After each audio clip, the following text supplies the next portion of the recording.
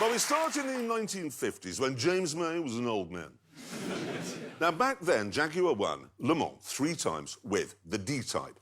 And after they retired that from racing, they decided to build 25 road-going versions of it, which they called the Xkss. Got a photograph of one here. Now, this was aimed at wealthy young gentlemen who wanted to spend the week dashing around town and then the weekend doing motor racing. Steve McQueen had one, and I think that says it all. Unfortunately, in 1957, there was a huge fire at the factory, and 9 of those 25 cars were never made. Until now.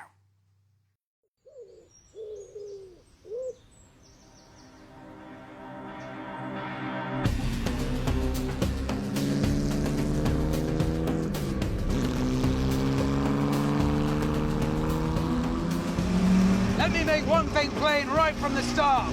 This is not a replica Xkss built from plastic. This is an Xkss.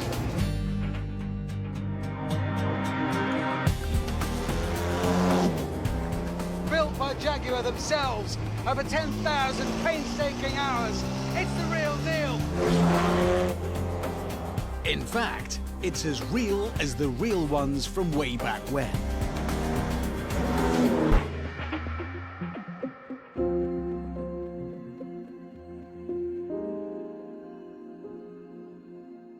The chassis is made from a special steel called Reynolds 531. It's what they originally used to build the World War II Spitfire, and it's light, only weighs 39 kilograms. And then there's the body.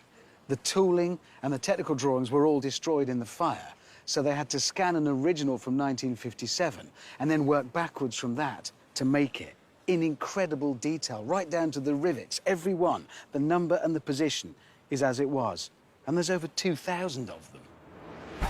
But it was the engine that was the trickiest bit. The plans for that weren't destroyed in the fire, but I got a copy of them here. But there was a page missing.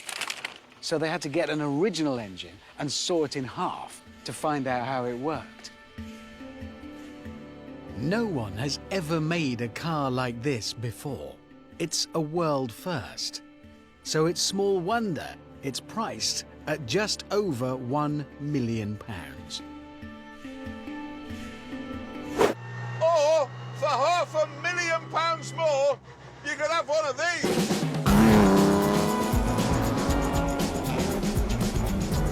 It's an Aston Martin Db4Gt lightweight. And back in the late 50s, it was the fastest car in the world. Flat out, it would do 151 miles an hour.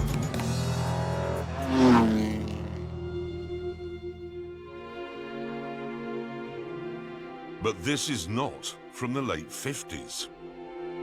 Despite what you might think when you look at its period dashboard and its period 6-cylinder twin-spark engine, it was actually built a few weeks ago. So, like Hammond's Jag, it's an old car that's brand spanking new. So, did these two ever race against each other in period? No, they did. They did. May 1960. I was a month old. I was 10 years off being born, mate. Yeah, whatever. Picture of it here, look.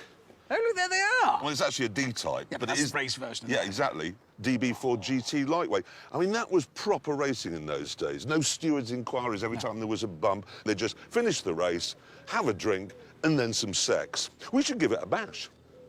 Oh, sex? No. Happily, we were in the French town of Pau, and it was here in 1901 the first ever Grand Prix was staged. They were closing roads for racers here long before they thought of doing the same thing in Monaco or Detroit. And today, they were closed once more. For us.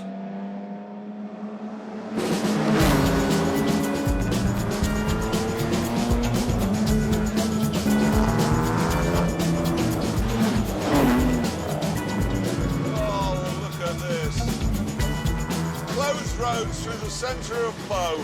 Oh, Oh, my God. This is like being in history.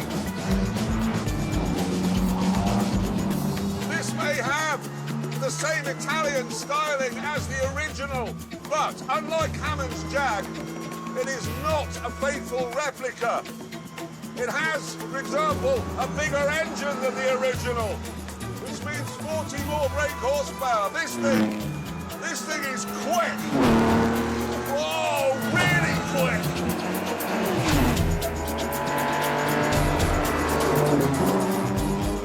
Some things are the same though. Windows don't wind down, there's no fan or air conditioning of any kind, and it's got a racing gearbox.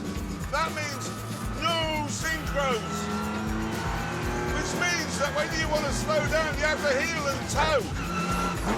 Like that. Yes!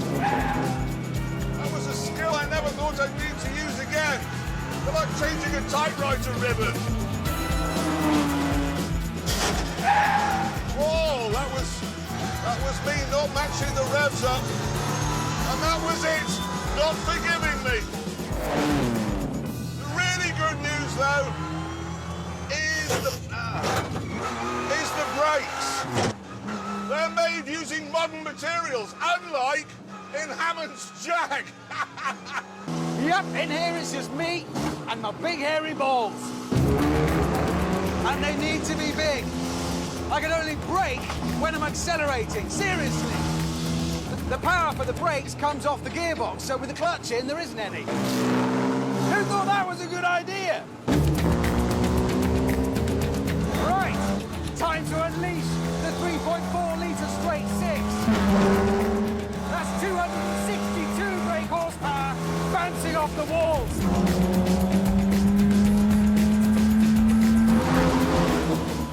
In the 50s, Ferraris were hitting 160 on the Mulsanne straight. Jaguar D-types were hitting 172. And remember, this is essentially a D-type.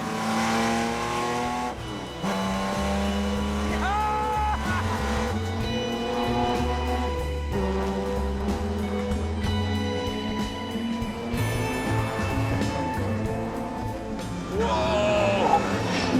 Just feel the lack of grip. Because back in the 50s, cars didn't grip because they had cross-ply tyres. Back then, it was all about how a car handled, and this thing handles absolutely beautifully. Come on, Hammond, get out of my way!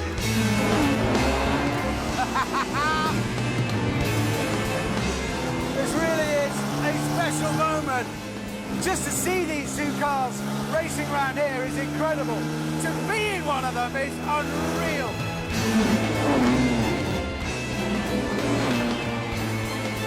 This is one of the best mornings I've ever had behind the wheel of a car, ever. It's just brilliant fun.